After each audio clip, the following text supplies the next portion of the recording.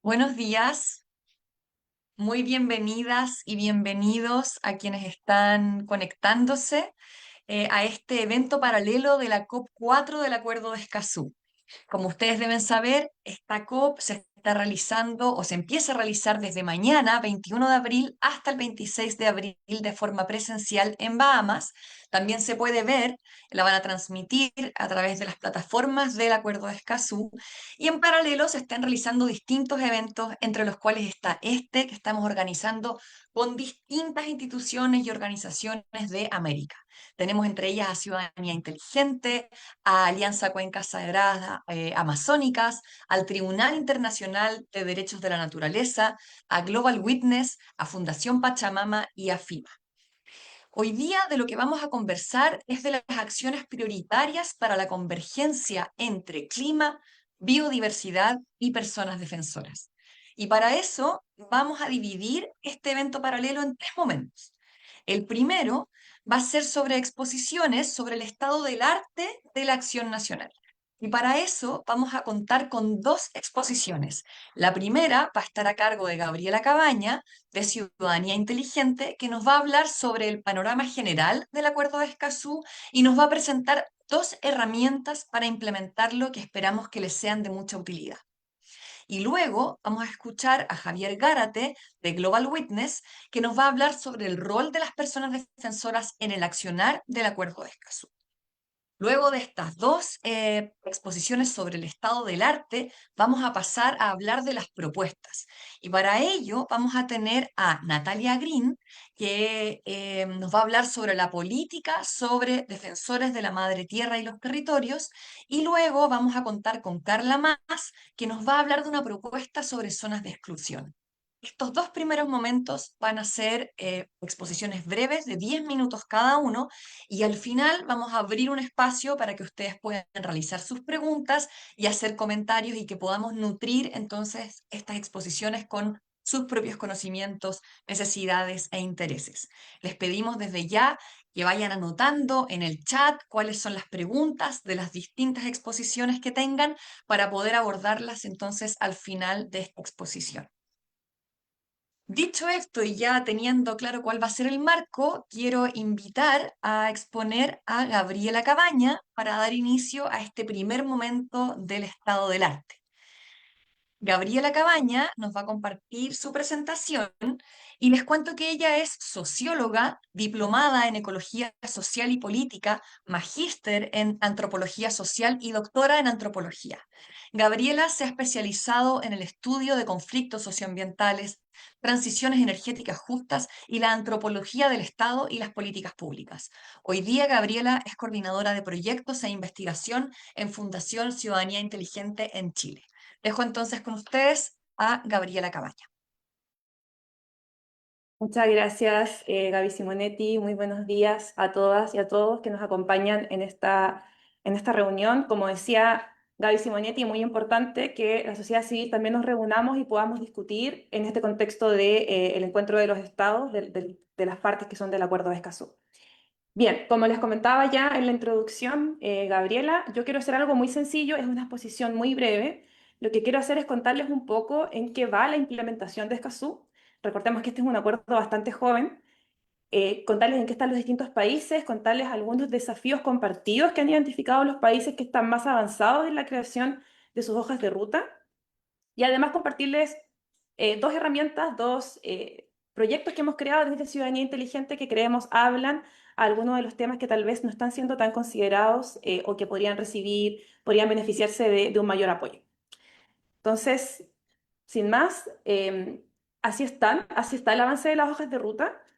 Tenemos algunos países que ya han presentado sus hojas de ruta, que son bastante pioneros. Tenemos Argentina, Chile, México, que ha avanzado particularmente con temas relacionados al principio 9, Santa Lucía, Granada, Uruguay, Panamá, San Cristóbal y Nieves, Ecuador, Panamá está dos veces, ya cuentan con hojas de ruta y los otros países ya se encuentran en su desarrollo o algunos lamentablemente sin avance, cosa que nos preocupa ya que algunos de los países que son parte llevan siendo parte bastante tiempo y todavía no contamos con hojas de ruta que delineen los pasos de implementación. Ahora, ¿cuáles son algunas cosas que se repiten en estas hojas de ruta que sí están presentadas? Respecto a la transparencia, por ejemplo, acá voy a pasar rápidamente por los cuatro pilares del acuerdo. Todos los países identifican que sigue siendo necesaria una mayor transparencia activa, ¿verdad? No quedarnos solamente en la transparencia pasiva, que es aquella que se solicita, sino que en aquello que ya está disponible para la ciudadanía antes que ella pregunte. Todos estos países están en el proceso de diseñar e imaginar lo que es el registro de emisiones y transferencias de contaminantes, que es parte del proceso de implementación de Acuerdo de Escazú, y sigue la necesidad de bajar barreras de acceso, como por ejemplo, para dar solo un caso, en el caso de Uruguay, la necesidad que existe hasta hoy día de registrarse en el sistema de información ambiental en línea para poder acceder a ella, ¿no? ¿Cómo podemos, por ejemplo, disminuir esa barrera para que las personas puedan ver esa información sin tener que registrarse? Respecto a la participación, uno de los temas que más se repite y que sigue siendo de los grandes desafíos es la participación temprana. Es decir, superar este modelo de participación con el que muchas veces nos encontramos, que es netamente informativo y en el cual muchas veces la información llega al final, cuando ya existen, por ejemplo, conflictos o ya se han identificado tensiones y problemas en alguno de los proyectos, por ejemplo. Y también se está trabajando, los países están trabajando en abordar las limitaciones financieras y de tiempo que tienen las comunidades y personas que se involucran en procesos de participación, que pueden ser muy demandantes y muy largos. Y por supuesto, seguir superando barreras de inclusión étnica y territorial, como por ejemplo garantizando el acceso en lenguajes indígenas, en medios no digitales y en zonas rurales, ¿verdad? Que sigue siendo uno de los grandes factores que limitan la participación. Respecto al acceso a la justicia, hay mucho por hacer, ¿no? Yo destaco que se identifican en muchos de estos países la necesidad de capacitar en temas ambientales a personas como jueces, fiscales y personas que trabajan en el sistema jurídico en general. Y además, cómo se puede aumentar el acceso a la justicia. Por ejemplo, en Chile se habla de tener convenios con clínicas jurídicas universitarias y en Argentina potenciar sus centros de acceso a la justicia. Por ahí van las acciones para mejorar este pilar.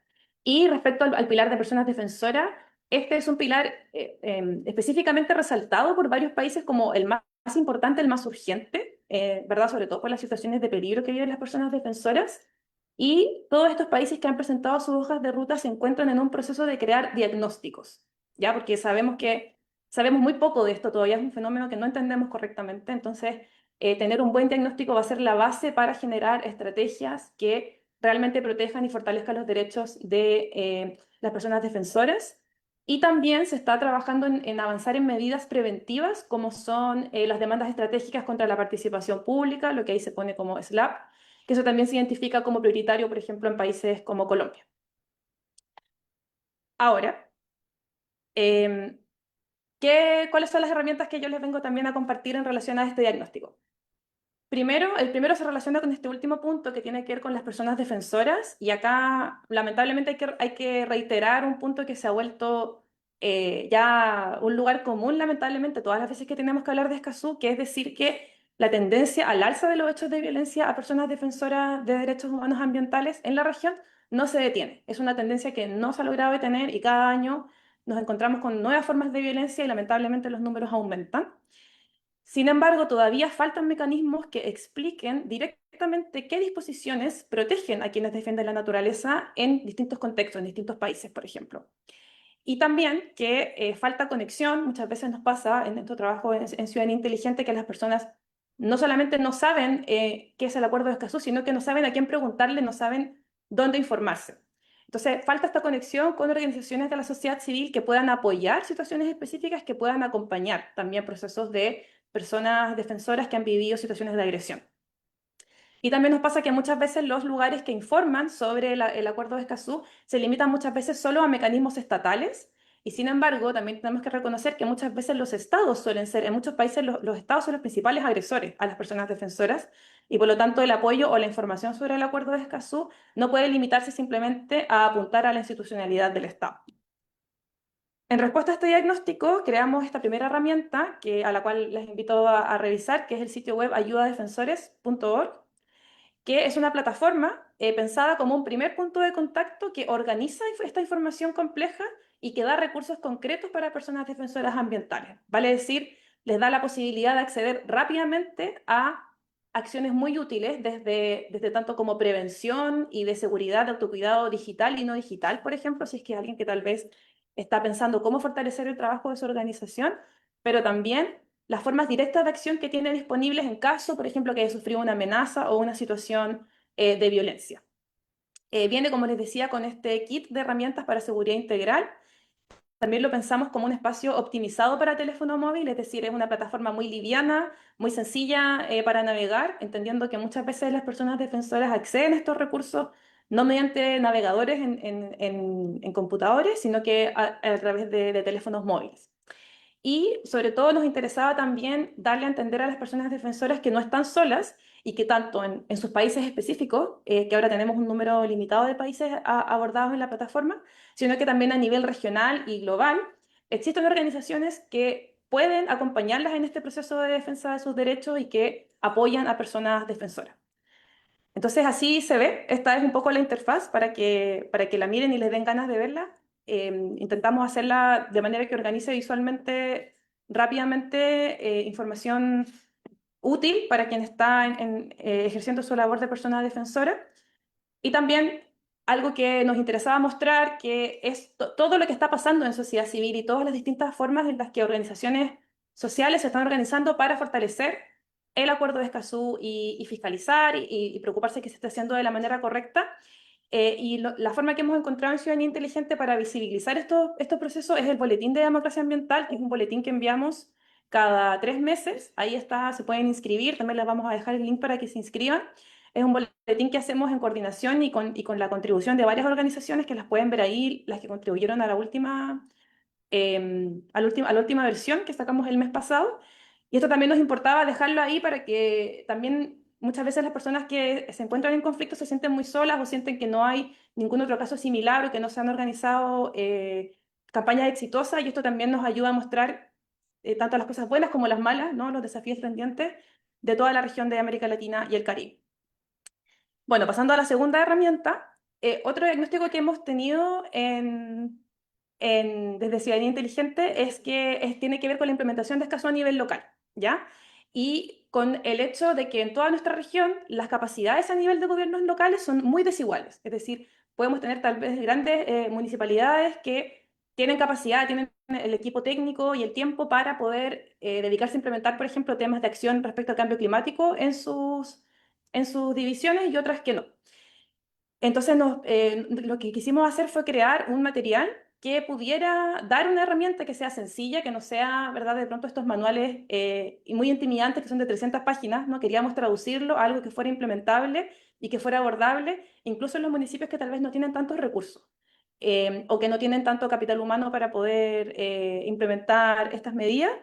Y para eso hicimos este manual, Implementación del Acuerdo de Escazú, oportunidades para gobiernos locales en América Latina y el Caribe, que como les comentaba ofrece un paso a paso y el lenguaje sencillo y accesible, cómo se puede implementar el Acuerdo de Escazú en sus distintas dimensiones, no solamente respecto a cambio climático, sino que también, por ejemplo, al cuidado de biodiversidad, zonas prioritarias, a cómo acompañar procesos de participación de impacto ambiental de vecinas y vecinos de la comuna, y cómo de pronto de maneras que son sencillas, no tan demandantes de dinero, por ejemplo, que siempre escasea, sí se pueden hacer acciones concretas y sí se pueden lograr impactos profundos en la profundización de la democracia ambiental a nivel local. Y bueno, y esto entendiendo que los gobiernos locales son eh, actorías muy relevantes en la implementación de cualquier política pública. Y ahí ya, llegando a los 10 minutos, lo dejo hasta ahí. Espero que les sirva y muchas gracias por escuchar.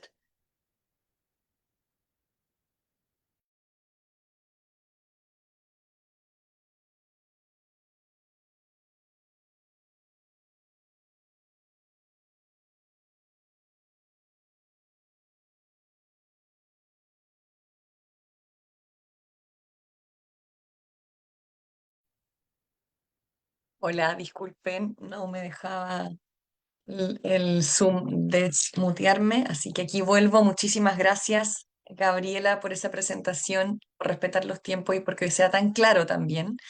Y ahora, para seguir con este estado del arte, nos va a acompañar Javier Gárate. Él es asesor principal de políticas para los defensores de la tierra y el medio ambiente en Global Witness. Además, es miembro de la junta directiva de Peace Brigades International Canadá y ex representante de incidencia política de las Brigadas Internacionales de Paz de Colombia. Así que, Javier, te dejamos aquí tus 10 minutos de exposición.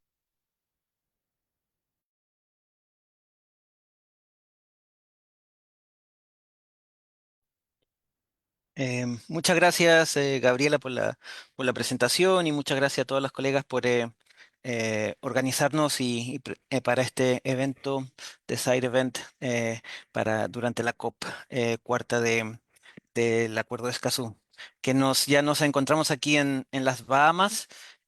Hoy es el día también de un día importante porque es el espacio que organizan los representantes del público, que es como el espacio de la sociedad civil del Acuerdo de Escazú para encontrarnos como sociedad civil para ver cómo estamos frente al tema de la implementación y el estado del Acuerdo de Escazú. Así que es un espacio muy importante, además de todos estos eventos paralelos que se están dando durante estos días de la COP. Así que, bueno, muchas gracias por el espacio y por todo. Eh, yo estoy aquí un poco para hablar de la situación de personas defensoras del ambiente y el territorio dentro del contexto del Acuerdo de Escazú y también, bueno, la importancia y el rol que juegan dentro del acuerdo. Como decía Gabriela, este es un acuerdo que todavía se dice que es nuevo, pero ya lleva 5 años en vigor el acuerdo y ya es tiempo de empezar a ver algunos resultados, ver el nivel de implementación y creo que esta COP cuarta es el momento ya de pasar directamente y en los compromisos frente a la implementación del acuerdo y empezar a empezar a evaluar también cómo se están dando esas implementaciones y demás.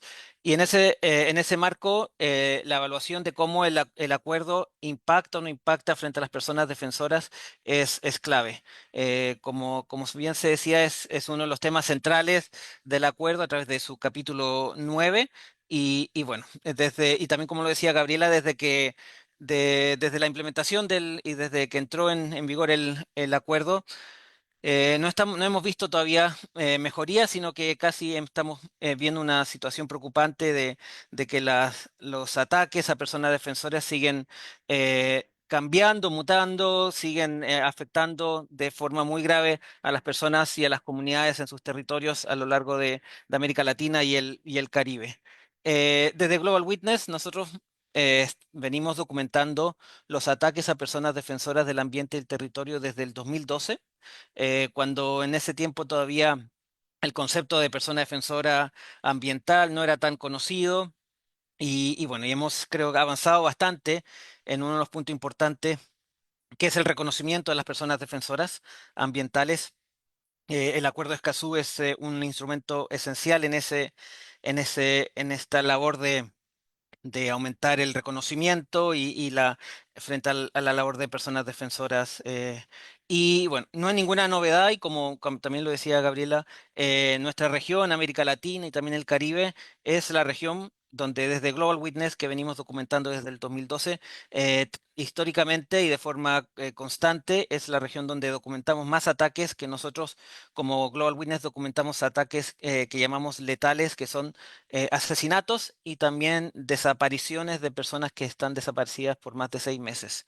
En ese contexto, desde entre el 2012 que comenzamos a documentar estos ataques hasta el 31 de diciembre del 2024, que es hasta cuando tenemos cifras publicables, un 74% de las agresiones, de los ataques que hemos registrado a nivel mundial han sido en nuestra región. Y en el 2024, que fue para el último año que tenemos las cifras, fue un 82% de los ataques fueron registrados en nuestra región, lo cual muestra que no hay una disminución. Es más, nosotros en ese sentido vemos que hay un promedio más o menos de 3 asesinatos o 3 ataques letales a personas defensoras del ambiente en América Latina y el Caribe, 3 asesinatos cada día. O sea, 3 asesinatos cada semana, discúlpeme. Este promedio no ha bajado desde la implementación del acuerdo, desde que entró en vigor, que fue el 21 de abril del 2021. Y nosotros hemos visto nuestras cifras y desde el 21 de abril del 2021, que es cuando entra en vigor el acuerdo, hasta el 31 de diciembre del 2024, nosotros como Global Witness hemos documentado 561 personas que han sufrido ataques letales. Esto significa que nosotros aquí en las Bahamas vamos a estar 4 o 5 días durante esta COP. Imagínense que casi serán 3 personas en promedio que estarían siendo atacadas de forma letal en este periodo. Es una cifra más que alarmante, muy grave, y no hemos visto desde la entrada del acuerdo una reducción en estas cifras. También nos preocupa que varios de los países que tienen los números y las cifras más altas de ataques a personas defensoras son países que todavía no han ratificado el acuerdo de Escazú, como es el caso de Brasil, como es el caso de Perú, como es el caso de Guatemala. Guatemala, por ejemplo, en el año pasado, en el año del 2024, en Global Witness documentamos que era el país que tuvo más ataques letales si lo miramos en relación a su población, entonces, de forma per cápita. Entonces son países que tienen una situación muy preocupante y que todavía no ratifican este acuerdo, que es un instrumento muy importante para el reconocimiento, para la protección de personas defensoras. Dentro de las víctimas que nosotros hemos documentado en este periodo desde el 21 de abril del 2021, 44% de las víctimas son representantes de pueblos indígenas, un 27% son personas campesinas y un 5% de comunidades afrodescendientes. Esto muestra claramente, ¿no?, que hay una causa estructurales relacionadas con esta violencia. Tiene que ver con los recursos naturales que se encuentran en las tierras, en los territorios donde las comunidades viven, y que son de las causas principales de esta violencia y de estos ataques contra las personas defensoras.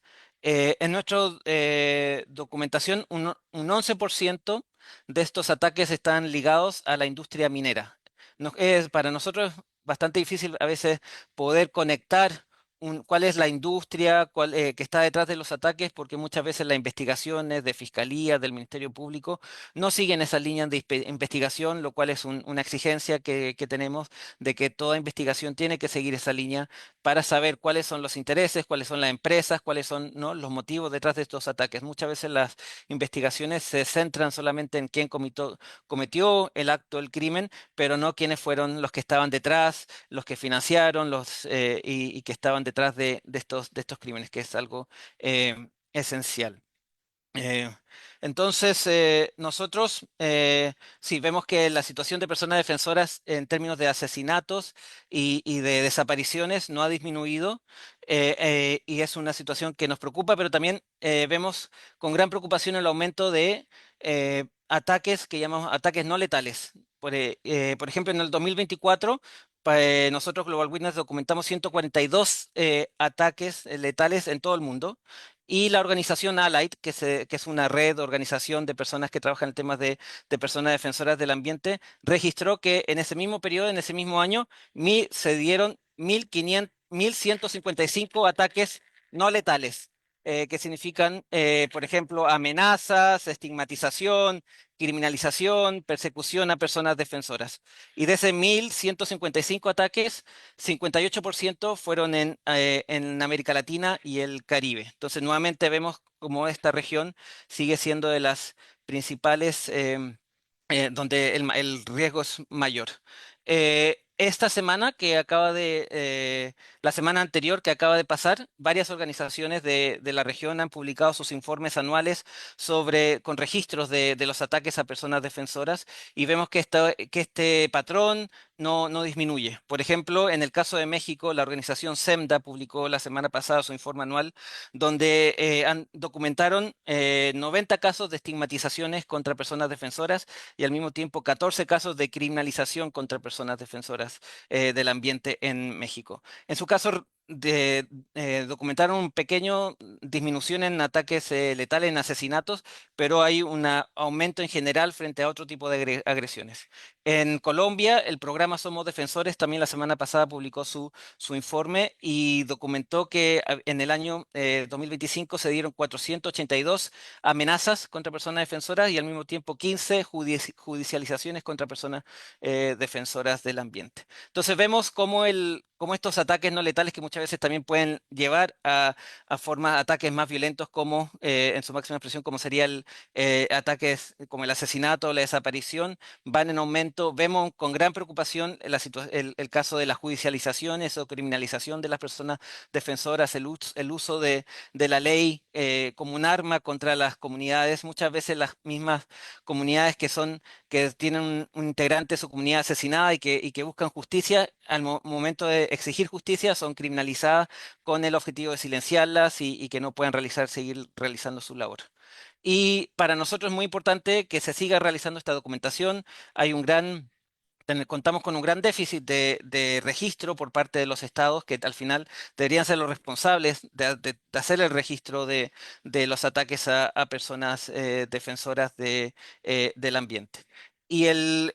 Por ejemplo, existe dentro de los objetivos de desarrollo sustentable, dentro del objetivo número 16, existe un indicador que debería hacer que los países de forma voluntaria presenten los datos y registro de ataques a personas defensoras en sus países. Y en los últimos 10 años, desde que del que se ha trabajado los Objetivos de Desarrollo Sostenible, solamente 5 países han entregado datos que incluyen casos de asesinatos a personas defensoras, cuando nosotros como Global Witness sabemos que son muchos más países en los cuales esta situación sucede. Entonces, la documentación es clave en ese sentido y es así como el plan de acción de personas defensoras, que es parte del Acuerdo de Escazú, es un aporte en ese sentido que se ha venido trabajando el año pasado y este año el trabajo un diagnóstico sobre personas defensoras y veremos cuál será el registro y cuál será la información que presentan los países frente a la situación que se da en sus países de ataques a personas defensoras.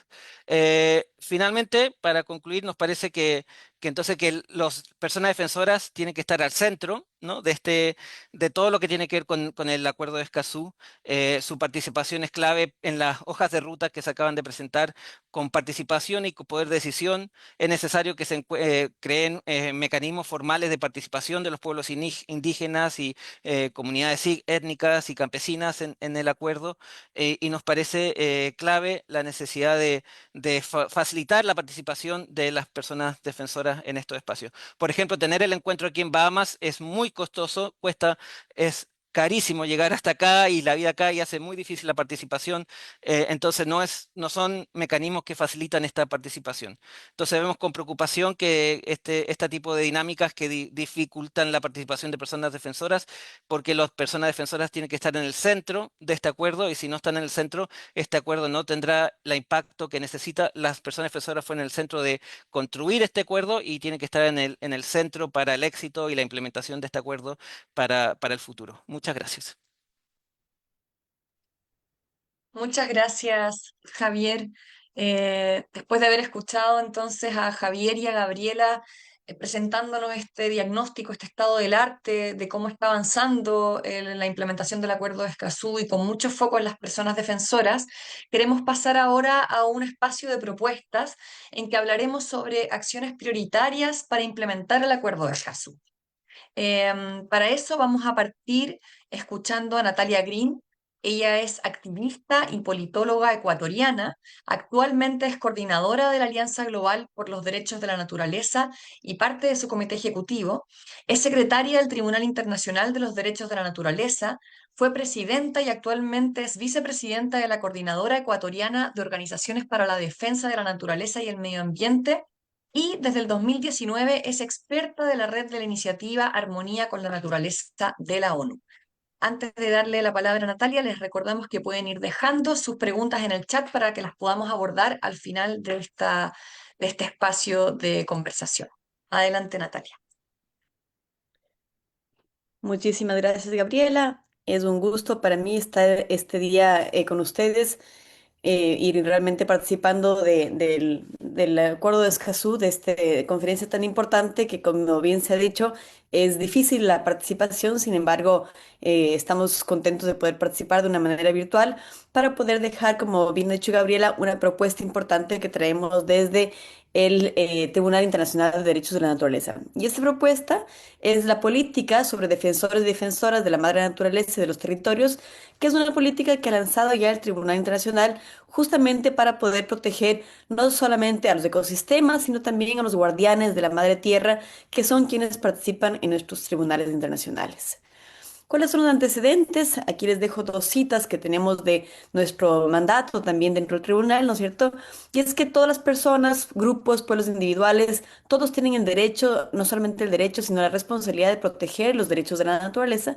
Y el Tribunal Internacional de Derechos de la Naturaleza, que es un tribunal ético, de la plataforma ética, condena todas las prácticas intimidatorias por parte de las empresas de los estados y se solidariza con todos los afectados. Adicionalmente, solicita que los estados deben abstenerse, obviamente, de la violación e intimidación de los defensores de los derechos humanos, de la naturaleza, y por el contrario, están obligados a proteger a los defensores de manera que se puedan llevar a cabo investigaciones rápidas e imparciales y denunciar cualquier proceso de violaciones en el camino. Nosotros, por ejemplo, hemos tenido algunas experiencias importantes con el tema de protección de defensores. Es más, uno de nuestros tribunales, el Tribunal de Lima, el Tribunal Internacional de Lima, se llama José Tendetza.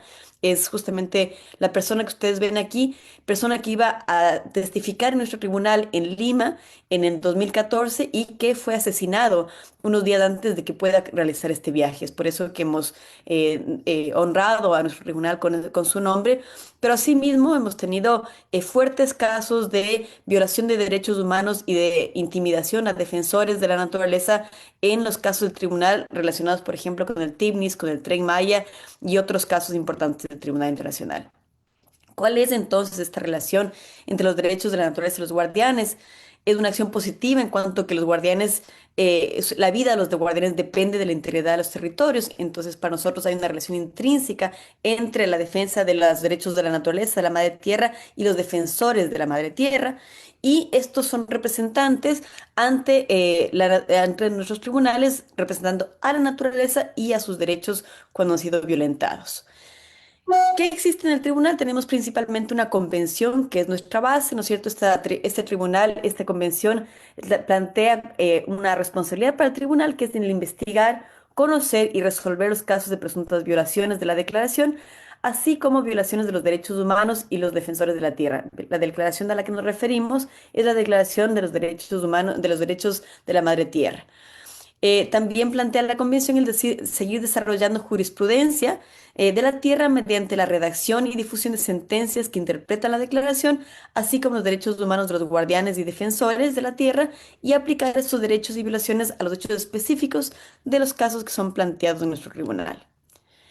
¿Cuál es entonces la responsabilidad del Tribunal Internacional de Derechos de la Naturaleza?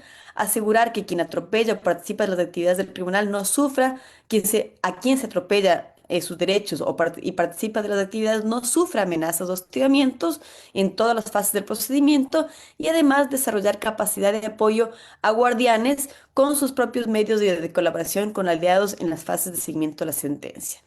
Aquí entonces los instrumentos importantes, que es el vínculo importante que hacemos del día de hoy con el convenio de Escazú.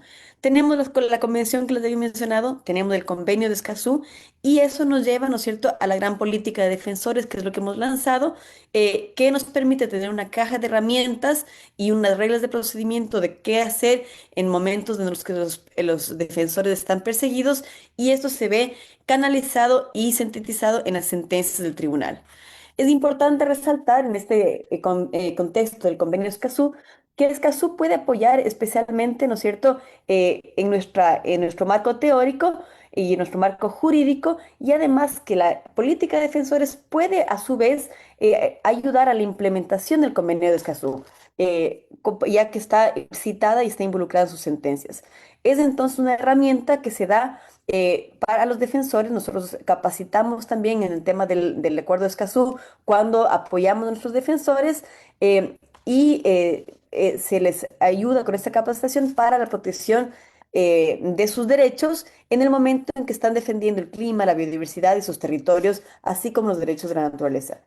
El Tribunal Internacional de Derechos de la Naturaleza crea jurisprudencia biocéntrica que apoya también en este contexto para que el marco de Escazú, que es esencialmente antropocéntrico, incluya también el tema de los derechos de la naturaleza.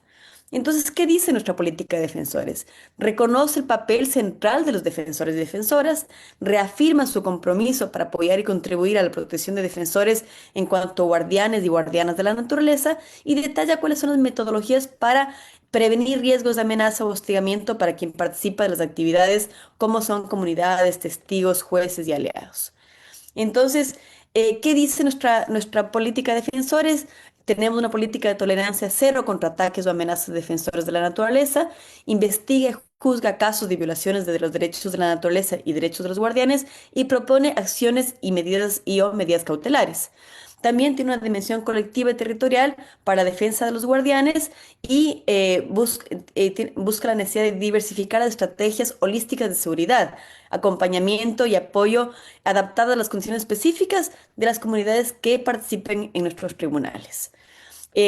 También trabaja la política, el derecho de los pueblos indígenas, de las comunidades, de los defensores de los territorios de la naturaleza, para poder acceder a actividades del tribunal sin riesgo de amenaza. Es decir, si es que ellos quieren plantear su persecución, por ejemplo, lo pueden hacer en vivo en un tribunal, como también lo han hecho de manera privada directamente ante los jueces para poder evitar cualquier situación de riesgo, de represión, de acoso, cuidar su integridad de la vida y limitar, ¿no es cierto?, cualquier consecuencia que pueda tener el hecho de poder aportar a los tribunales de derechos de la naturaleza. Entonces tenemos esta modalidad de que los defensores pueden hacer sus denuncias de manera pública o de manera privada.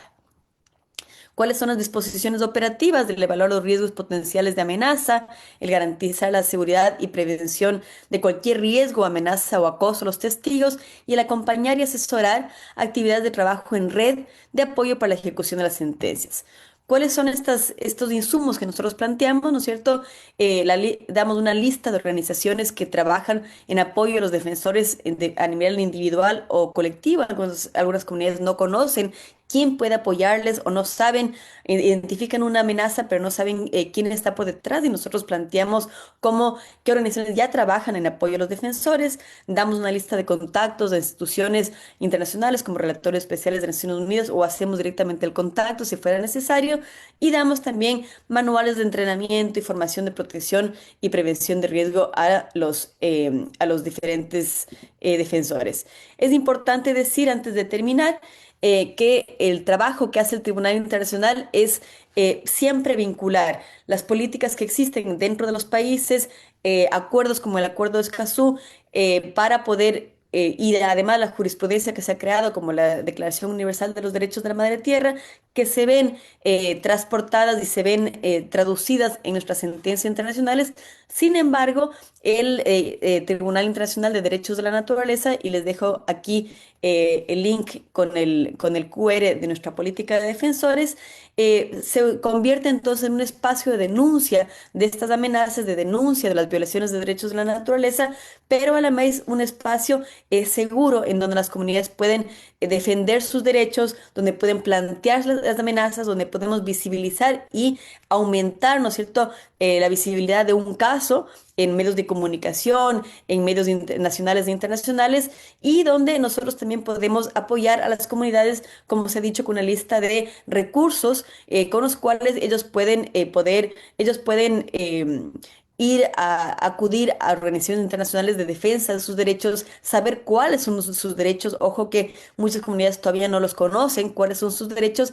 Y además, algo importantísimo de nuestro tribunal es el dar el seguimiento a los casos. No solamente vamos a un territorio, escuchamos el caso y después entregamos un veredicto, sino damos un seguimiento al caso para saber cómo las comunidades se empoderan con estos veredictos, que son veredictos éticos en efecto, pero que también damos un seguimiento para saber cómo está la situación de defensores, si ha mejorado, a veces si es que ha empeorado, si es que se necesita todavía visibilizar estas amenazas, estas violaciones y por lo tanto este acompañamiento que da el tribunal y este sentido de colectividad, donde están no solamente las comunidades de primera línea, sino también los científicos, los académicos, los activistas, permite, ¿no es cierto?, dar un sentido de colectividad porque los problemas que enfrentan las comunidades no son solamente de un individuo, son de del colectivo como tal, son de la población y son de la naturaleza. Es así como enfrentamos nosotros desde el Tribunal Internacional de Derechos de la Naturaleza estas violaciones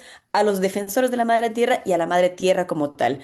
Así que es un gusto para mí poder estar en este espacio en el marco del Acuerdo de Escazú, presentando esta política de defensores, entendiendo que esto busca ser un insumo más para continuar en tanto en la defensa, en la visibilización de estas amenazas como también en el apoyo a los defensores y defensoras de la madre tierra. Así que muchísimas gracias por el espacio. Voy a terminar de compartir, pero sí quiero agradecer a todos quienes estamos organizando este importante espacio, esperando que el Acuerdo de Escazú no solamente sea, como siempre se dice, palabra muerta, sino que podamos implementarlo, que nuestros países podamos llegar a ser litigio estratégico donde utilizamos el Convenio de Escazú, donde utilizamos estas diferentes herramientas que tenemos como sociedad civil para seguir defendiendo la vida, la importante vida de nuestros defensores y defensoras de la naturaleza. Muchísimas gracias, Gabriela, y a todos por este espacio. Muchísimas gracias a ti, Natalia, por esta presentación. Aprovecho de saludar a las personas que nos han ido escribiendo por el chat, comentarles que las preguntas que nos están haciendo las vamos a responder al final de la sesión, así que muchas gracias por dejarlas escritas y recordarles también que en el chat se han ido dejando enlaces sobre las herramientas que nos presentó Ciudadanía Inteligente para gobiernos locales y para personas defensoras, las recomendaciones para personas defensoras que dejó Global Witness y recientemente lo que nos presentaba Natalia, esta política para las personas defensoras de la madre tierra. Así que revisen ahí el chat y pueden ahí pinchar estos enlaces para tener más información. Y dicho eso, pasamos a nuestra última exposición, que va a estar a cargo de Carla Mas, que nos va a hablar de zonas de exclusión. Carla Mas es coordinadora de Agencia Internacional, denme un segundo, de Agencia de Incidencia Global de la Alianza Cuencas Sagradas, es estratega y promotora climática latinoamericana con más de 15 años de experiencia en justicia climática y social a través de la incidencia colectiva y la participación de la sociedad civil a nivel regional y global. Ha colaborado con distintos organismos como la CEPAL y la FAO, así como con redes internacionales de acción climática.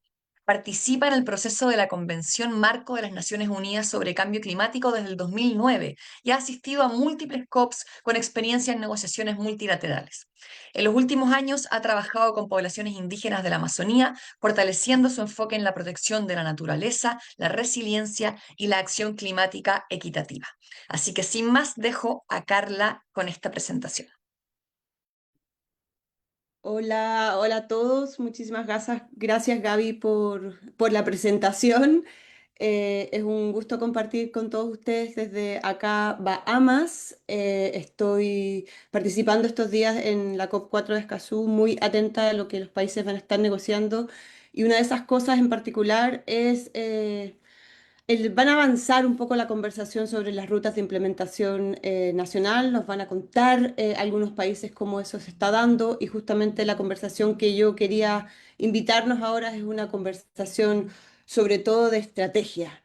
Es una conversación de una estrategia convergente, una estrategia implementable, una estrategia que es profundamente territorial y que no solamente claramente es una estrategia para la región América Latina, sino que también tiene una relevancia a nivel global y que puede incorporarse obviamente en estos procesos naturales que hoy, perdón, nacionales que hoy están en curso, particularmente en las hojas de ruta que los países deben de presentar. Nos contaba la primera expositora que de los países que han suscrito el Acuerdo de Escazú, solo 9 han presentado hojas de ruta, entonces hay hojas de ruta actualmente en diseño, eso no quiere decir que las otras no se puedan ajustar, que pueden establecer acciones prioritarias, acciones convergentes, acciones territoriales.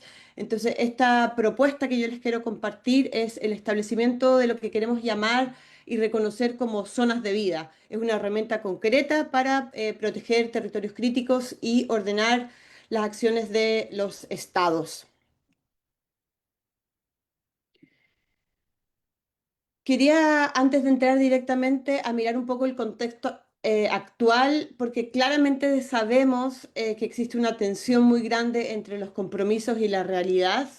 Por ejemplo, en materia climática, en las negociaciones multilaterales se establecen acuerdos. Tenemos este famoso Acuerdo de París, que, para ponerlo en palabras muy sencillas, busca limitar el aumento de la temperatura global, reconociendo todas las consecuencias, impactos, efectos que la inestabilidad climática genera para la sostenibilidad de la vida, pero sin embargo, los países siguen con proyecciones y con planes de incrementar, digamos, por decirlo de alguna manera, la industria fósil, a pesar de que se reconoce que es la principal fuente de las emisiones de gases de efecto invernadero. Y como pueden ver en la presentación, de hecho, se proyecta extraer más del doble de los combustibles fósiles, que sería compatible con una trayectoria de una temperatura segura, que es de 1,5 grados.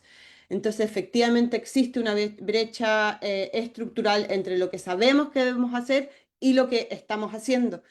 En biodiversidad también, el 2022 se firmó finalmente y se acuerda este marco global de biodiversidad, que tiene estos 4 objetivos y 23 metas muy concretas, muchas de ellas muy interesantes. Por ejemplo, la meta 3, que busca proteger el 30% de las zonas terrestres, aguas continentales, costeras, marinas al 2030. Y además hay una meta muy particular, que es la meta 22, que habla sobre el cómo se tiene que hacer esto y tiene que garantizarse la participación en particular de pueblos indígenas. ¿Dónde estamos en biodiversidad? Así como cambio climático no estamos tan bien. Los gobiernos continúan destinando muchísimo más recursos a actividades que destruyen la naturaleza versus su conservación. Hay estudios que indican que aproximadamente son 10 veces más los subsidios para ese tipo de actividades. Y ahora, entonces, pensando un poco en América Latina, tenemos estos marcos, tenemos estas implementaciones o orientaciones para implementación.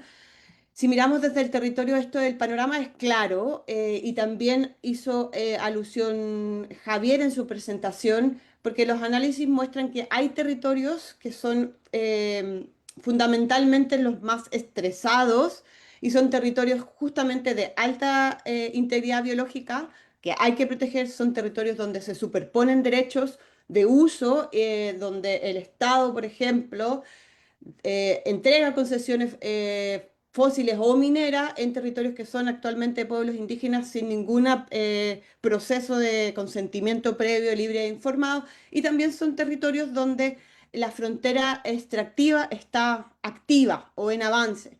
Entonces, vemos que son territorios normales, donde viven y habitan comunidades defensoras, y los riesgos son, por lo tanto, crecientes.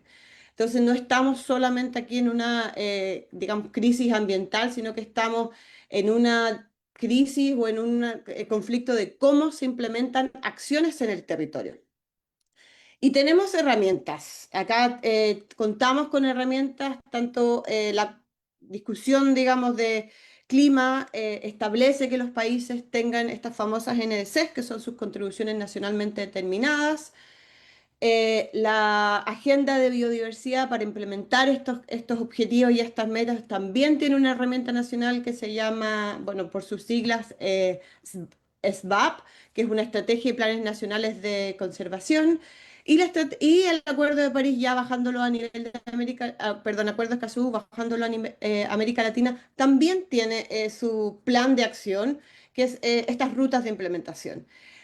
Llama la atención, digamos, que estas herramientas, si bien están bastante fragmentadas, en general son instrumentos que los gestiona una misma entidad a nivel de los países. En general es el Ministerio de Medio Ambiente quien está encargado de la implementación y del monitoreo, sobre todo de la NDC, del NBSAPS y de la ruta de implementación del Acuerdo de París. Y por supuesto, eso genera una oportunidad importante para los estados, en tanto siempre tienen limitaciones institucionales y capacidades limitadas. Entonces, hay una posibilidad muy concreta de integrar y no necesariamente ir generando nuevos instrumentos, sino más bien avanzar en la integración de la acción a nivel territorial. Entonces, esa es la oportunidad, y es una oportunidad concreta para avanzar en estrategias que sean territoriales y que permitan proteger estos territorios críticos para el clima, para la biodiversidad, prevenir conflictos, garantizar derechos, avanzar en estas transiciones energéticas que estamos llamados a hacer como sociedad a pesar de lo que está pasando a nivel mundial. Y de hecho lo que pasa a nivel mundial para muchos es justamente esta última pataleta de la industria fósil que entiende, que sabe que tiene que dar el espacio para una transición energética y hoy tenemos estos procesos en curso. Dentro del proceso multilateral de cambio climático hay estas hojas de ruta que se están discutiendo, que permiten establecer, por ejemplo, territorios de exclusión de fósiles.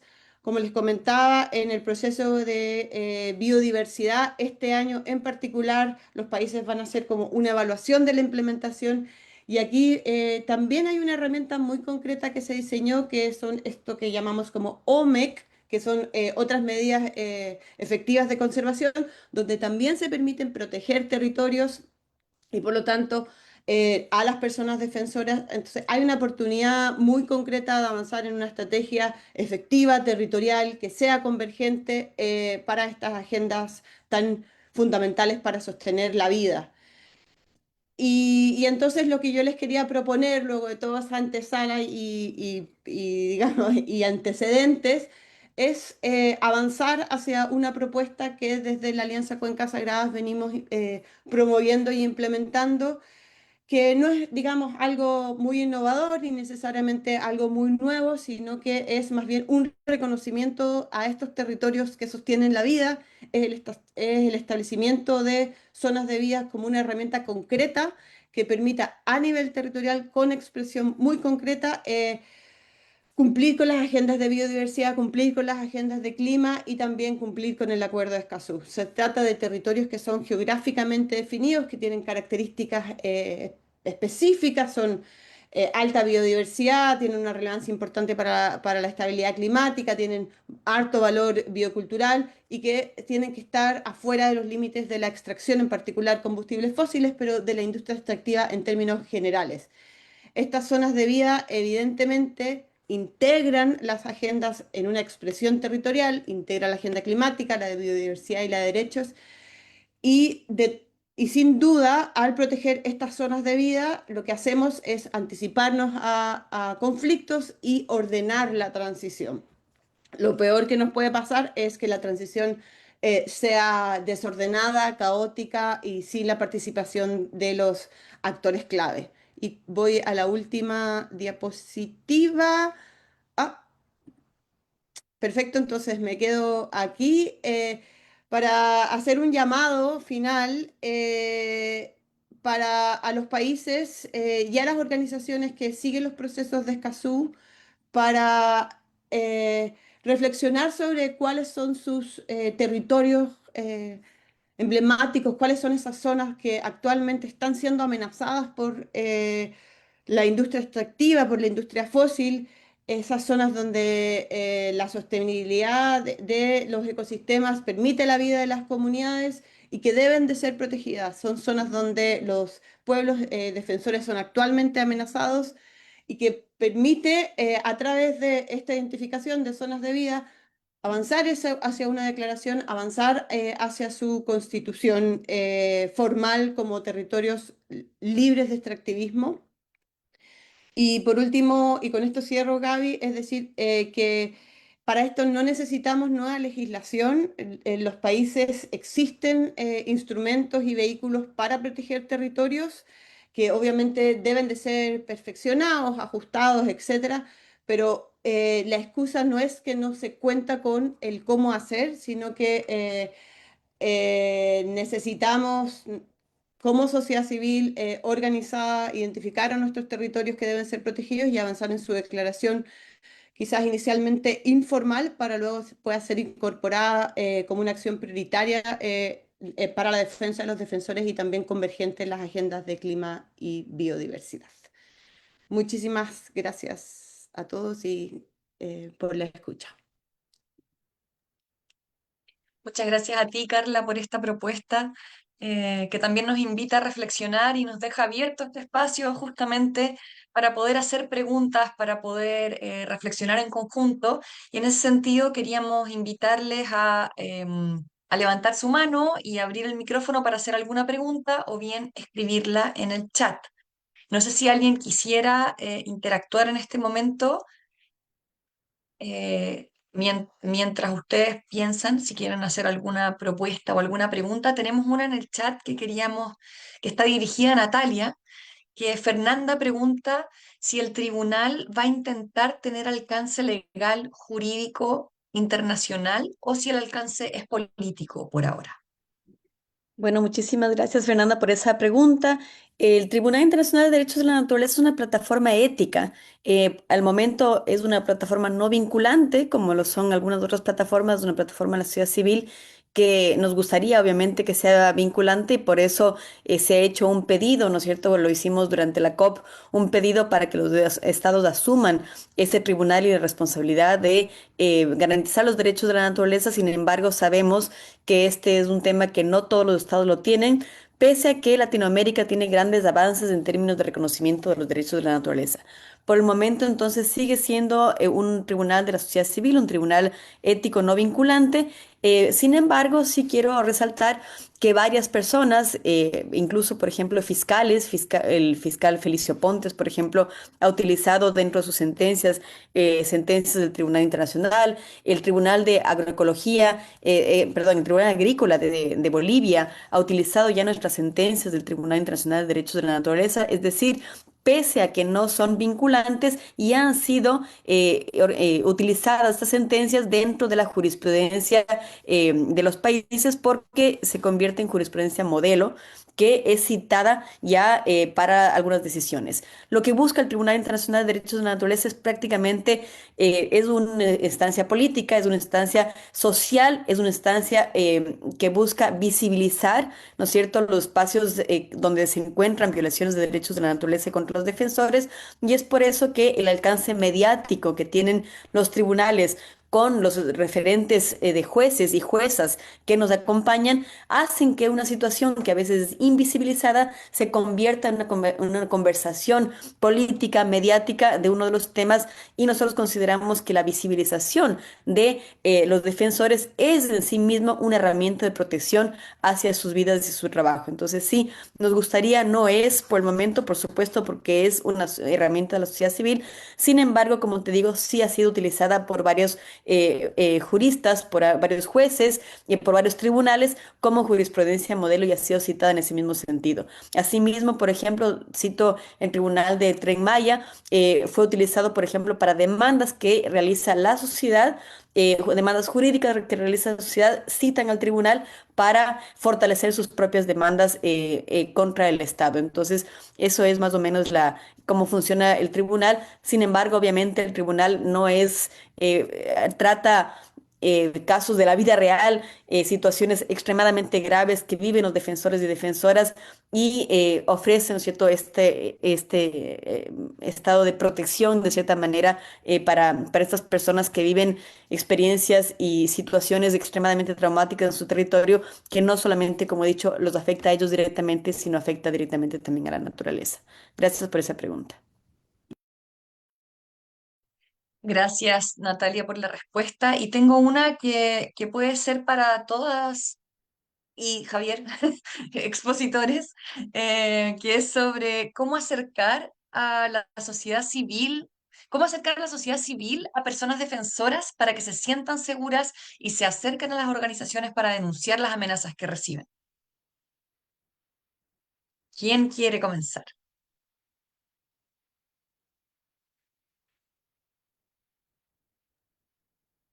Bueno, yo puedo comenzar, pero sí, es una situación que nosotros como desde el trabajo que realizamos en Global Witness venimos, bueno, hemos vivenciado desde un comienzo la dificultad y el miedo que existe ante la denuncia por las represalias que eso existe. Incluso nosotros siempre hablamos que nuestro informe es un subregistro de los incidentes, porque incluso sabemos de casos que a veces no incluimos porque nos piden explícitamente no ser incluido en nuestro informe por los miedos a las represalias que eso puede tener. Por ejemplo, el año pasado, nuestro informe teníamos 5 casos más de Guatemala que no incluimos en el informe con nombres y demás, porque nos pidieron explícitamente no ser incluidas por el miedo que tiene. Entonces, creo que en ese sentido sí se tiene que tener protocolos muy claros de trabajo y de protección, o sea, frente al el acceso, el manejo de la información.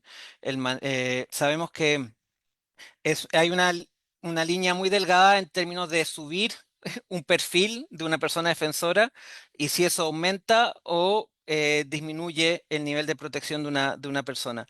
A veces, entonces hay que tener a veces no se piensa, al subirle el perfil hacemos que la persona sea más conocida, eso le va a traer mayor visibilidad, le va a traer mayor protección, pero eso si no está acompañado de toda una estructura detrás, de todo un seguimiento de organizaciones de apoyo, eso puede poner a la persona en mayor riesgo que en verdad protegerla. Entonces, eso tiene que ser un trabajo articulado y de acompañamiento constante. No es una cosa que también uno hace, bueno, publicamos un día un artículo sobre esta persona aquí y bueno, lo publicamos 3 meses más después en otro lado. Esto tiene que ser un trabajo constante, permanente de seguimiento, de trabajo y especialmente de escucha, ¿no? ¿Cuáles son las necesidades?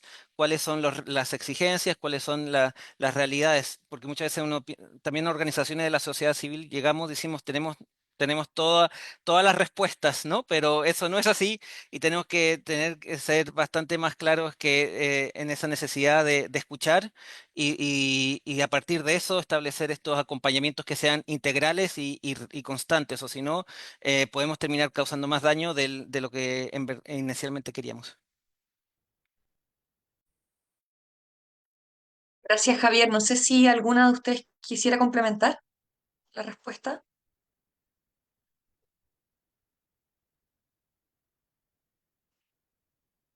Si es que no, tenemos otra que es, nos preguntan por qué Brasil no ha ratificado el acuerdo de Escazú. Yo no sé si alguna de ustedes tiene alguna información o hipótesis o contexto político que Sí. quisiera socializar sobre por qué esto podría estar pasando. Yo puedo responder a eso, Gaby, porque de hecho una noticia sobre el movimiento de Escazú en Brasil estuvo en nuestro último boletín de actualización de democracia ambiental, entonces ahí tuvimos la oportunidad de que una persona que es parte de la Alianza por Escazú en Brasil nos explicara un poco qué es lo que había pasado. Y acá es importante como entender que hacerse parte de Escazú es un proceso bastante largo, ¿no? Como adherirse a cualquier tratado internacional lo es. Entonces no depende de una decisión de una sola persona, por ejemplo. No es que el presidente o presidenta decida y al día siguiente ya se haga parte. Y de hecho lo que ha pasado en Brasil es que, bueno, el acuerdo estuvo totalmente congelado durante todo lo que fue la presidencia de Jair Bolsonaro por motivos de su aversión a ampliar este tema y en el fondo con toda esta sospecha de que la cooperación internacional va en el fondo en desmedro de la soberanía nacional, ¿no? Todo está yendo un poco de aislación que tienen muchos gobiernos autoritarios. Cuando Lula llegó en su actual mandato al gobierno, él lo mandó y lo mandó al Parlamento porque para concretarse la adopción tiene que pasar por el Parlamento, o sea, él ya hizo lo suyo, en el fondo esto no está detenido por el presidente. Hace poco el año pasado, la Cámara Baja del Congreso brasileño la aprobó y ahora está en el Senado. Y en el fondo lo que ha pasado es que se ha enfrentado con una composición parlamentaria está muy en contra y está muy adversa a apoyar el desarrollo y apoyar que Brasil se sume definitivamente al acuerdo. Entonces, ahí las organizaciones de la sociedad civil han estado en una pelea muy, ¿verdad?, del día a día, de hacer incidencia, de acercarse a las parlamentarias y parlamentarios para hacerles entender que esto es urgente, que esto abre puertas de cooperación, de apoyo, de entender el problema de otra forma y también como desmentir muchos de estos mitos y suspicacias que a veces despierta el acuerdo. Entonces va avanzando, ha tenido avances después de la realización de la COP en Belén do Pará, se avanzó, pero todavía queda ahí la última gran barrera que es el Senado. Pero ahí va la discusión. Excelente, muchas gracias, Gaby. Ahí también un participante, Cristian Matamala, que trabaja en Brasil, complementó y reafirmó esto que tú estabas contando de la complejidad del proceso y la necesidad de que desde las bases también se siga empujando a que se ratifique. Y tenemos dos preguntas más antes de cerrar. Una viene desde Facebook y preguntan si se reconoce la necesidad de articular datos, situaciones de amenaza a defensores, ¿por qué aún no existe un sistema regional sobre defensores impulsado desde la Secretaría del Acuerdo, Estados parte y la sociedad civil? ¿Quién se anima a pensar por qué esto no ha pasado? O quizás o si se está conversando ya, si creen que se podría plantear en esta reunión. Quizás yo puedo comentar algo, pero bastante básico, y es que, bueno, siguiendo el proceso regional del Acuerdo de Escazú, sabemos que los países toman al artículo 9, que habla sobre la situación de personas defensoras, como una prioridad, ¿no? En tanto se avanza justamente en ver cómo poder generar progreso en relación a ese tema, al de defensores, estableciéndose un grupo ad hoc y generándose un plan de acción a nivel regional. Lo que tenemos es un plan de acción que tiene 4 líneas estratégicas y dentro de cada línea una serie de actividades. Ahora estamos en el como cuadradito uno, ¿no? Que es el diagnóstico regional. ¿Y qué es lo que vamos a ver ahora estos días en la COP? Se va a dar cuenta por este grupo de trabajo ad hoc cuál fue el proceso y cuál es el resultado de este diagnóstico regional. Entonces, todo eso para decir, entiendo yo que justamente un sistema de información integrado es parte de este plan de acción. No es la primera actividad, creo que, y también está un poco como difusa, porque si bien recuerdo, tenía más que ver con integración de datos a nivel nacional y no necesariamente regional. Pero es algo que todavía hay mucho espacio para poder hacer incidencias de sociedad civil para que eso ocurra, sobre todo reconociendo que estamos, bueno, lento y en el primer paso de lo que los países han definido como el plan de acción de América Latina en materia de defensores particularmente. Gabriela, si me permites continuar lo que dice Carla, personalmente creo que el acuerdo de Escazú, por más que muchos países lo han ratificado, es un acuerdo que los países les pone incómodos. Y creo que esa es una situación que hay que reconocer, ¿no? El acuerdo de Escazú definitivamente es un, un resultado de muchísimo trabajo de la sociedad civil por visibilizar el tema de los defensores de la naturaleza, por visibilizar la necesidad de la participación de la sociedad civil en las políticas ambientales, pero es algo que a muchos gobiernos, especialmente con esta oleada de autoritarismo que estamos viendo en Latinoamérica, les pone incómodos. Entonces sí quisiera plantear, ¿no es cierto?, de que incluso el hecho de que la Secretaría del Acuerdo de Escazú no esté implementando al 100% como quisiéramos el Acuerdo de Escazú, es porque no existe una voluntad política de los estados, y eso lo tenemos que reconocer. Y encontrándonos en este modelo y en este estado de indefensión en muchos de los países, no solamente los que no han ratificado el Acuerdo de Escazú, sino inclusive los que han ratificado pero que no lo están cumpliendo, es importante estos espacios de junte, ¿no es cierto?, de la sociedad civil. Y es eso un poco el espacio que nosotros proveemos desde el Tribunal Internacional, ¿no es cierto?, esta posibilidad de, como bien ha dicho Javier, que se visibilice lo que se puede visibilizar, obviamente con todos los cuidados y con todo el apoyo necesario, pero es un espacio donde la sociedad civil puede acceder a ciertos mecanismos de visibilidad a sus espacios cuando así lo consideren necesario. Sin embargo, ¿no es cierto? Creemos que no podemos, ya que pese a que estos del acuerdo que no está siendo implementado al 100%, somos nosotros como sociedad civil quienes lograremos el que se cumpla cuando lo seguimos demandando, cuando lo seguimos utilizando, cuando lo seguimos utilizando en nuestros litigios estratégicos para demandar al Estado que cumpla con sus obligaciones. Entonces, tal vez este es solamente un llamado para decir que el acuerdo de Escazú como tal no se va a cumplir solo. Se va a cumplir si es que nosotros estamos por detrás demandando su cumplimiento, porque definitivamente es un instrumento que le pone incómodo a los estados. Por eso que hay subregistros, por eso que no hay implementación al 100%, pero eso no tiene que desalentarnos para que seamos nosotros quienes impulsamos la defensa de los territorios, la defensa de la naturaleza, la defensa de los defensores y además la participación de la sociedad civil en la definición de las políticas públicas. Perfecto, gracias Natalia. Tenemos dos preguntas más en el chat, se las voy a leer ambas para que puedan responderlas de manera colectiva y también si Natalia, Carla, Gabriela y Javier quieren aprovechar de dejar un último mensaje antes de cerrar esta transmisión. Así que se las leo. La primera dice, ¿cómo articular desde la ciudadanía en los países que no han ratificado el Acuerdo de Escazú y el panorama político muestra que no se hará, como en Perú? ¿Qué otros caminos, además de ratificar el acuerdo, pueden ir de la mano para estos contextos? Y por otro lado, nos preguntan, ¿existe posibilidades de que el gobierno de Javier Milei pueda retirarse del acuerdo de Escazú? ¿Qué consecuencias políticas a nivel internacional podría generar esta decisión y cómo nos expone a los activistas ambientales que hoy estamos luchando por la ley de glaciares y contra la minería del país? Y esto nos lo dice Arturo, que es miembro de la Asamblea por el Agua de Mendoza.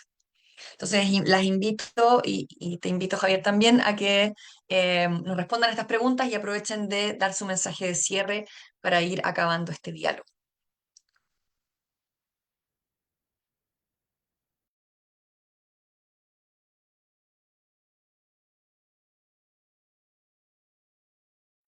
Tal vez puedo partir yo, básicamente porque no quiero referirme al tema de Argentina, que me parece súper delicado, pero quería hablar un poco a la primera pregunta y a dónde, retomando algo que decía Natalia previamente, que es por dónde podemos trabajar para fortalecer este acuerdo. Y creo que pasa algo mucho a nivel de personas que estamos movilizadas, que se ve muchas veces este acuerdo y el Estado como algo muy distante y como que tiene instancias en las que uno nunca va a poder participar o que nunca va a poder ser tomado seriamente.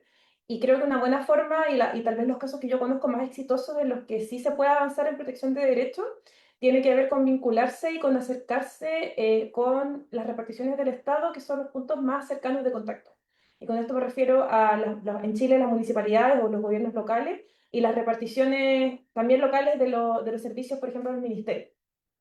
Es ahí donde yo he observado que sí se pueden encontrar alianzas y sí se pueden encontrar funcionarias y funcionarios que tal vez no son autoridades, pero que sí están dispuestas a hacer un trabajo un poquito más profundo, a insistir en ciertos temas y a entender, a familiarizarse también con el contexto de las personas defensoras, porque no es lo mismo, por ejemplo, si uno vive en una zona rural del sur de Chile, como yo, ir a conversar a un tema al Congreso, con gente que tal vez nunca ha estado en tu región, que hablar con la persona, ¿verdad?, que puede ser tu vecina, tu vecino, que conoce tu situación. Yo creo que ahí hay mucho espacio para generar iniciativas de profundización de la democracia ambiental, por ejemplo, el funcionamiento de los comités ambientales comunales en Chile. Hay casos en los que no existe, pero hay casos en los que sí se logran articular y logran movilizar de forma importante a los municipios y logran como remecerlos un poco para que tomen responsabilidad y se hagan cargo del deber que tienen de protección de derechos hacia sus ciudadanas y ciudadanos. Entonces, yo invitaría a pensar de pronto, tal vez no en términos tan macro, pero a ver estos niveles más medios, ¿verdad?, de acción que sí pueden ser efectivos y que sí nos pueden dar herramientas para crecer de la defensa ambiental. Esa sería mi intervención de cierre. Gracias. Y quizás siguiendo en el orden entonces de las intervenciones iniciales, decir que totalmente de acuerdo con lo que dice Gabriela de las oportunidades que dan los gobiernos locales en diferentes, como a diferentes escalas, pero también, por ejemplo, en el caso de Perú existen también acuerdos y mecanismos internacionales que sí Perú ha suscrito o ha firmado que pueden ser usados en este caso frente como convenciones a nivel más interamericano o del Sistema Universal de Naciones Unidas. Entonces existen mecanismos ante los cuales aunque no haya firmado el acuerdo de Escazú o ratificado, se puede recurrir, ¿no? Frente al sistema especialmente el Sistema Interamericano de Derechos Humanos. Creo muy importante la última opinión consultiva de la Corte Interamericana sobre el tema de cambio climático y con un enfoque muy importante frente al tema de personas defensoras, una herramienta clave para que para nosotros en este trabajo y los mecanismos que existen frente a eso. Entonces creo que se puede trabajar creo que hay que conectar lo local. Y agarrándonos de las oportunidades que también algunos marcos internacionales y redes nos permiten en ese sentido. Y finalmente creo, ¿no? Decir que estamos acá ya en Bahamas listos para comenzar, bueno, hoy y mañana la COP y claramente ya la energía estamos ya enfocados en la implementación. Cómo implementamos este acuerdo, cómo trabajamos en conjunto. Ya ha habido ¿no? Hay mucho trabajo en términos de crear la institucionalidad detrás del acuerdo, las estructuras, cómo debe funcionar, pero ahora cómo esto se implementa, las hojas de ruta, al final mucho va a depender obviamente de cada gobierno cómo implementan esas hojas de ruta, entonces, y esa presión de la que hablaba Natalia desde la sociedad civil es clave. Por ejemplo, en el tema de personas defensoras, vemos con preocupación lo que decía también Carla, existe este grupo de trabajo ad hoc sobre personas defensoras está compuesto por Chile, Ecuador y San Kitts y Nevis. Bueno, vemos con preocupación que el cambio de gobierno en Chile, qué rol va a seguir jugando frente a este grupo de trabajo. También vemos con gran preocupación la situación del gobierno de Ecuador y cómo ha estado y su represión ante personas defensoras que ha ido en aumento en el último tiempo. Entonces, estos países, qué rol van a asumir o jugar en este grupo ad hoc cuando vemos las posiciones que están asumiendo a nivel nacional y el rol que están jugando también a nivel regional en contra de los derechos de las comunidades y ir disminuyendo y reduciendo el espacio cívico, las libertades en todo sentido. Entonces habrá que seguir muy de cerca y ahí es donde tenemos que estar muy presentes y estar exigiendo que los compromisos adquiridos por este grupo y en todo lo que tiene que ver con el plan de acción se implemente porque, bueno, estamos en una situación compleja en ese sentido. Pero bueno, muchas gracias y nos seguimos en comunicación.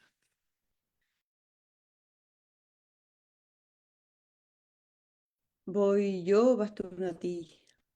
Voy. Bueno.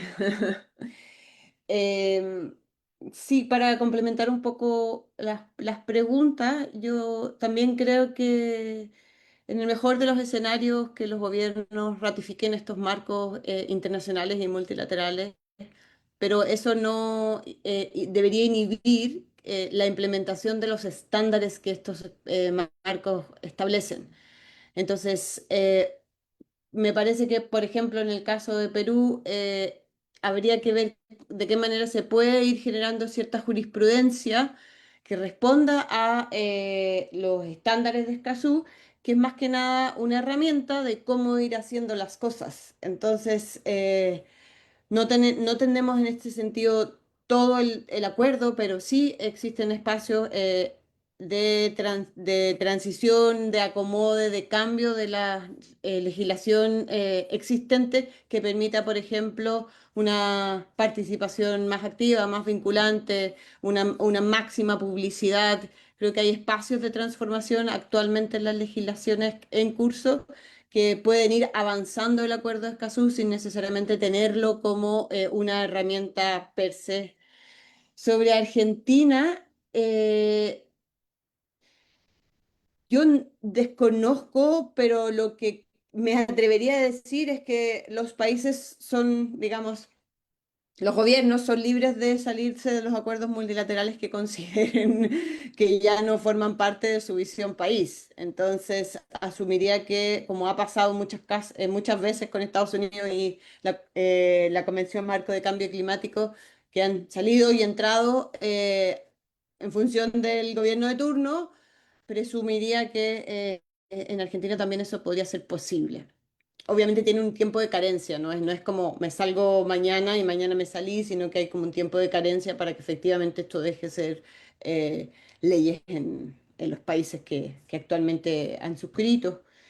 Y quizás como mi última palabra es decir que un poco re- re- reiterar la invitación a que podamos ir identificando estos territorios que son amenazados actualmente por la industria extractiva y la industria fósil, que sean estos territorios eh, clave para la protección de la biodiversidad, que tengan alto valor sociocultural, que sean fundamentales para la estabilidad climática como una prioridad a nivel nacional para protegerlos, para establecer los como zonas de exclusión o como áreas de conservación, si es que queremos usar el sombrero de la Convención de Biodiversidad, pero reconocidos como esto, como zonas de vida, para luego ojalá ir avanzando, ampliando los criterios y que haya más territorio nacional protegido y con ello pueblos y comunidades defensoras a los cuales podemos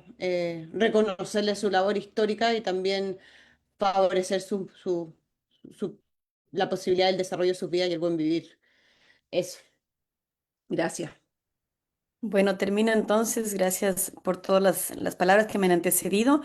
Diciendo que desgraciadamente en América Latina hemos dado un giro a la derecha, en muchos casos con gobiernos muy autoritaristas que reflejan un poco la situación global.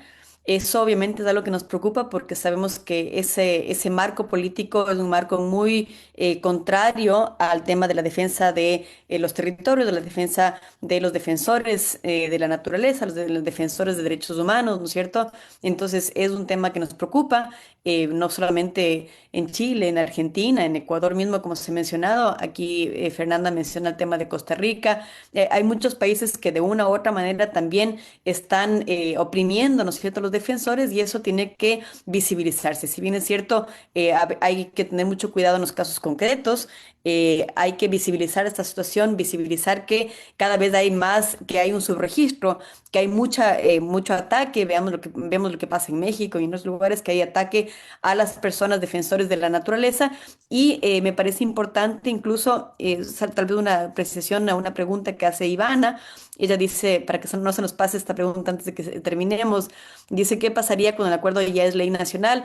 Depende de la jurisprudencia de cada país. Sin embargo, en Ecuador, por ejemplo, el rato que el Ecuador ratifica un acuerdo como el acuerdo de Escazú, se convierte ya en ley nacional. Entonces nosotros en Ecuador, por ejemplo, ya podemos realizar el litigio estratégico, incluyendo y asumiendo, ¿no es cierto?, la garantía de los principios y de los preceptos que estén en el acuerdo de Escazú, ya que al convertirse nosotros, cualquier legislación internacional que ratifique el país se convierte en ley nacional. Eso lo hace la mayor parte de los países, por lo tanto, aquellos que han ratificado Escazú podemos, ¿no es cierto?, litigar y utilizar esta herramienta como ya una herramienta jurídica de ley internacional aplicada a las naciones. Y como bien he dicho, la mejor manera para poder acercar a la sociedad civil al acuerdo de Escazú es utilizarlo. Y creo que esto es el llamado que estamos haciendo en este sentido, es utilizar este espacio, utilizar el acuerdo de Escazú para los litigios estratégicos de nuestros diferentes países y, ¿no es cierto?, y hacerlo a todo nivel.